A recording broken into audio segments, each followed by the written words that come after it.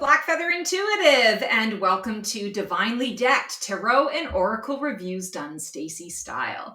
And today we've got another episode of the Blind Deck Date, a little mini series that I have really been enjoying doing, where I take two random decks from my collection, pair them up, and see if sparks fly. So without further ado, let's get to it. All right, so here we are dealing with today the Shakespearean Tarot by Dolores Ashcroft Nowicki, and we're also doing the Wisdom of the Oracle from Colette Baron Reid. And my sort of initial draw to put these two decks together was that we've got some wisdom from the Bard, and then we've got some wisdom of the Oracle, and it's got a little bit of that Shakespearean sort of flair. So I thought, well, let's just kind of play around with the imagery and see what comes up as a result. This deck I got as part of an eBay lot box, and it's a deck that I believe is now out of print. It was one of those decks that I thought, you know what, this looks kind of fun. I'm a Shakespeare lover, so, let's give it a whirl and a twirl and see what happens. And of course, we have the Wisdom of the Oracle. I never met a Colette Baron Reid deck that I didn't like. So let's just sort of take a first glance and see what is the immediate attraction between these two decks. So looking at the backs of them, first of all, there's not a ton of I want to say commonality. We've got a very modern approach here. This is on a shinier, glossier deck. I mean, this is shiny and glossy too, so I guess that's somewhat similar. This is bordered in white, and we've got primary colors that are, really sort of showing up here, very much focused on the red. And then we've got these aqua nautilus shells that are in the center. Ask and no, ask and no, ask and no, almost like coins coming through. Here with the Shakespearean Tarot, we have, it's meant to look like wood. It is bordered, but it's bordered with wood, right? So it almost looks like one full image. We have a lot of carving of vines. We have grapes, vine grapes. We have flowers. We've got a vase that all of this is coming out of. And it does have that, I want to say, that Shakespearean era energy. So let's see what the shared vibe is here. What do they have in common to get the party started? So we've ordered our drinks, and let's see what we come out of it as a result. Okay, so the images here both are bordered in white, so there's similarity there. I'm also loving here this King of Orbs and the To the Sea. I believe orbs in this deck, if I'm not mistaken, is cups. So King of Cups. Certain stars shot madly from their spheres, a midsummer night's dream. And here we have To the Sea. So what we're seeing is a lot of blue. We've got a night sky. Here we've got kind of a dayscape, but it's foggy, it's misty. So there's some mystery, the same as this is providing a little bit of mystery. Here we have two figures in the card. Here we have two figures. There is a face, kind of an apparition face in the center of the card. And we have a person who is in it looks like a paper hat, but it also is meant to look like a bathtub. She's, being taken from one place to another. She's in her ocean of emotion. And here it's not so much the ocean of emotion as much as it is under the night sky, in the light of the moon, in the light of the stars, and what that means. We've got someone who is teaching and someone who is learning, right? This is the teacher, this is the learner. She has her eyes closed and she's got her head down, almost as though she's in meditation or in prayer. And I feel like this apparition is the God source energy, or a guide or a being that is sharing information with her. So definitely feeling that there is some synergy here already. Let's take a look at the next section here. Okay, so we have a little more synergy here as well. We've got some Foliage, a little bit of wheat. We've got the green going into sort of that yellowy sort of color, and we've got the background here of TikTok is yellow. 1 foot in sea and 1 on shore. Much ado about nothing. They're both standing over a fountain, and she's got her toe dipped in the water. He hasn't dipped his toe in the water, but he's mirroring her. There's definitely, I want to say, kind of a balance and a synergy here. This is talking about timing, time blowing away from you, but it's a hot air balloon, so it's not going super fast. You are beating the clock. There's no water in this imagery. In fact, it's a desert feeling. So feeling here that there's some synergy, but not a ton of synergy. The fountain has a bit of a roundness to it, and we have 2 round figures here. I would say the figures that are being represented here, we've got the hands releasing the clock and the balloon, and we've got the fountain that is the focal point for these 2 individuals. So there's some synergy in the way the card picture and imagery is laid out, but they're definitely different in their approach. Here we have the 6 of orbs, to dew her orbs upon the green, a midsummer night's dream. We have a beautiful fairy being represented, and she's putting dew on the spider webs.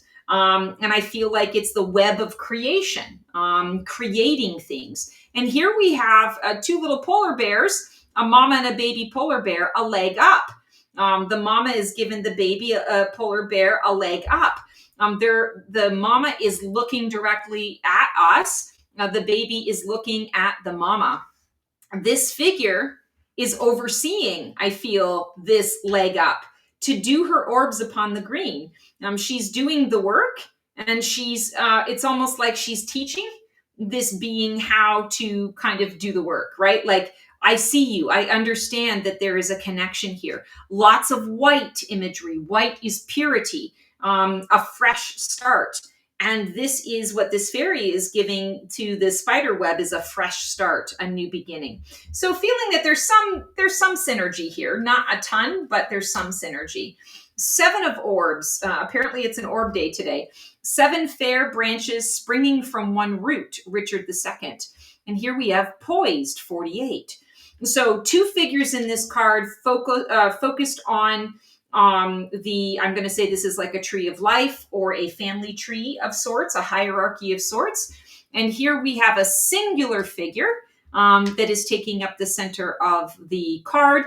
But what's interesting is there is a face on this fairy or this angel's dress, as well as her with her arms, outstretched wide. She's dancing. She's got ballet shoes on. She's dancing. She's poised. She's opening her heart space up to the world. So I feel like this deck here is, this woman is pointing to the tree of life, pointing to the focal point, trying to bring your attention, draw your attention to what's important. This one is saying, I open my heart wide. I don't need to point you in the direction. I'm going to actually do the thing that helps you to understand what it is I'm trying to convey or what I'm trying to teach you. So this is a little more formal, and this is, I want to say, kind of being in it, a little more abashed. We'll do one more of these. We've got the moon. Il met by moonlight, proud Titania, a midsummer night's dream. And then we have to be fair. And it's interesting. This is the card that is on the front of cover of the card box. So I think that's really interesting too. Very Shakespearean in its clothing and in its dress. I think that's very interesting. There's not a ton here that is similar. We've got the moonlight. We've got like a dusk. The sun is setting, which, there's some similarity there. We have a little bit of the night sky that's starting to come in, but there's still a lot of light that's coming from the sun. Here we get the light coming from the moon. We've got a lot of greenery, meadow type energy. We've got a number of figures that are showing up on the moon card here. Baby, 2 dogs, a man and a woman, or in this case, fairy and a human, sort of coming together to connect. Here we have one solid figure, but there's a face in her dress, and she has her familial, the owl. So there's figures. I feel like we've got 1, 2, 3, 4, 5 main figures. Here we've got 1, 2, 3, 4, 5 main figures. So still is some synergy, even if it doesn't look on the nose as though it matches. I feel that there is some harmony and balance to the energy that each of these cards is giving. Okay, let's do our shared vibe. Our spark. What unique chemistry emerges when their voices blend? Well, that was easy. Okay, we got the Wheel of Fortune here. The wheel hath come full circle, King Lear. Okay, well, that's too many that popped out. So, well, let's just shuffle that again and see what one wants to speak. And this one here. Orphaned, interesting. Okay, so the Wheel of Fortune, things coming full circle. We're seeing that the circle is being covered up. There's a part of the wheel that you can't see. There's a part of the wheel that is in mystery. We're seeing that there are figures. We can assume that we understand, based on what we're seeing up here, what might be down in this corner, but we don't know for sure. This is showing all of the different crests of the royalty that is in here, and some of them are blocked off. And it's saying the wheel hath come full circle. Maybe those clouds are being removed. There's enlightenment that is showing up. A king has been crowned. And here we're having orphaned. And I think it's interesting. The Wheel of Fortune is a 10. And we've got a 5 card. 5 goes into 10, right? So 5 and 5 is 10. I pay attention to those kinds of things numerologically because 2 5s makes up a 10. And when 2 5s make up a 10, it shows that the challenge, the conflict, the change that was required to transform, to be able to come full circle. It's the work and the effort that goes into it. Again, they're both bordered in white. We are seeing flags here that I feel can be reminiscent in their shape to the crests that are in the wheel. We're not seeing anything particularly rounded per se, but she is in a nest. She's got her head bent down.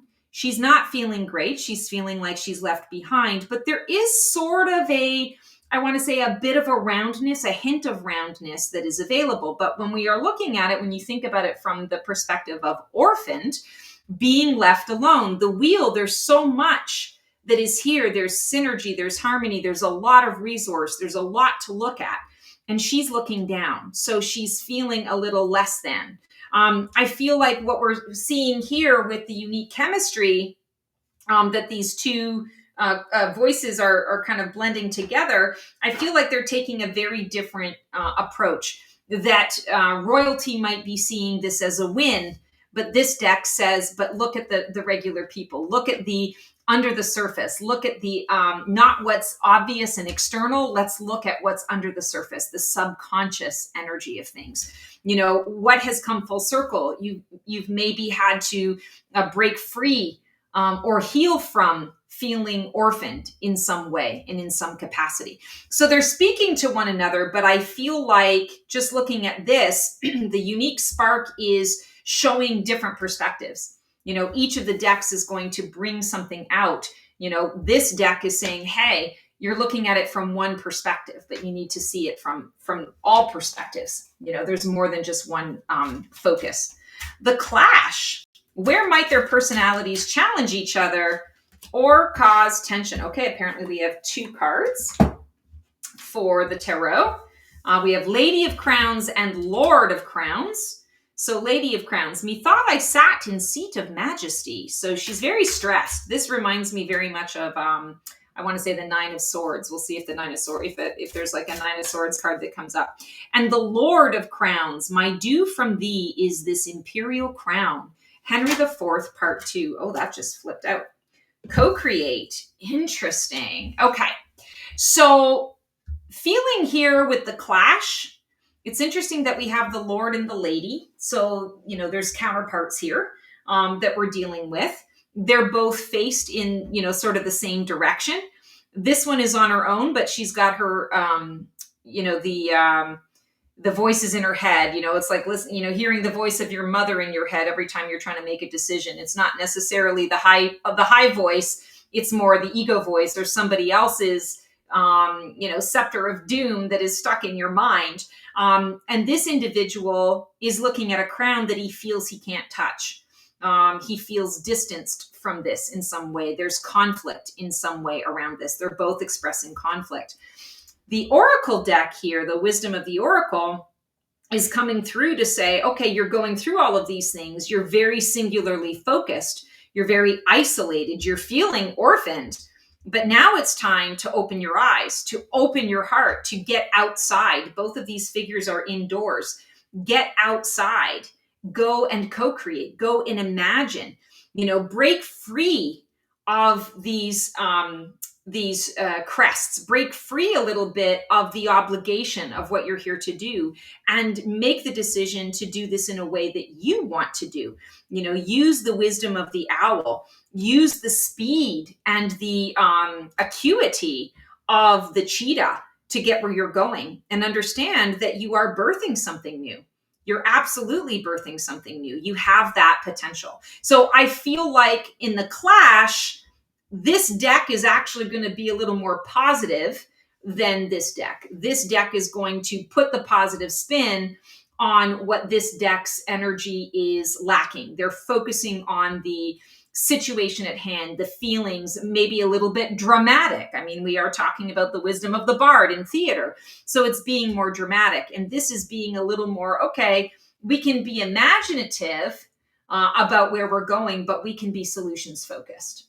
And so I'm definitely feeling that shift in these in the energy of these two cards and how they're working with each other. Okay, hidden layers. What unexpected truth does one deck bring out in the other? Ooh, the High Priestess. I have immortal longings in me. Antony and Cleopatra. Oh, I love this. Okay.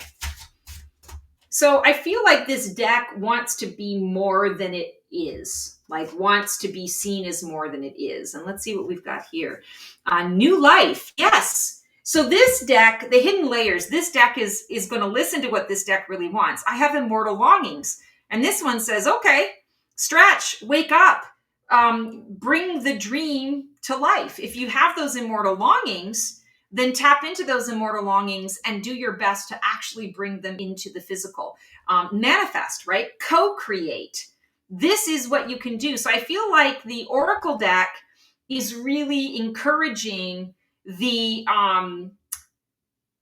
Tarot deck to, how would I say this? The High Priestess, like you have all of this wisdom and knowledge. It's oracular. You're here for it. But there's a part of you that's kind of been a little snobby or structured to the point where you've forgotten that maybe you don't need anyone's permission to do what you want to do. All of these wonderful things that you're receiving from Source, you can make it happen. You can bring them to life. You can bring that to life without having to ask for permission. And so I feel like the Oracle deck is going to encourage and empower the Tarot deck, the Shakespearean deck, to break a little bit out of tradition and the expected, and to spread its wings and fly a little bit. Structure is not, I want to say, structure is limiting, right? Structure has its purpose. It serves its purpose, but it can also really hinder the guidance that's coming through. So I'm feeling here like we're still on the first drink. I don't know that we are making a solid match here, but I want to say maybe we're enjoying the conversation, for whatever it's going to be at this time. This is future date potential. What if these two cards kept working together? What would the energy be? What would they create together? Oh, Four of Swords. Sword and shield in bloody field doth win immortal flame. Henry V. So, the merry band of brothers has been through a fight, and they're needing to take a bit of rest, a reprieve. They need to recharge and sort of regroup in that way. And, this makes sense. Clean it up. Yeah, we've got to take stock of our wounds. We've got to bandage ourselves up. We've got to rest up a little bit and decide what the next level is. So I'm feeling with future date potential, this is not necessarily, I want to say, a match made in heaven, but I want to say I'm feeling with this that the Oracle deck is always going to encourage the Shakespearean Tarot deck to keep it real. You know, it's, again, you might take the dramatic approach. You might have fought the fight and fought the battle.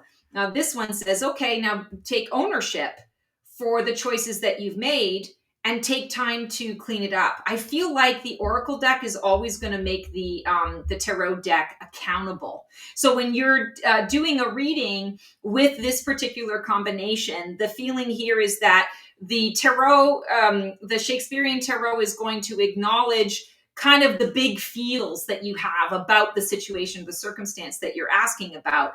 And the wisdom of the Oracle is going to kind of really bring it into focus and say, okay, you know, you can have big feelings about it, but what are you really prepared to do about it?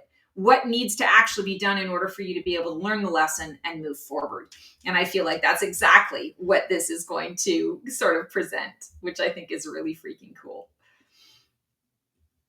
Okay, so that is our blind deck date for this segment of Divinely Decked Tarot and Oracle Reviews done Stacey style.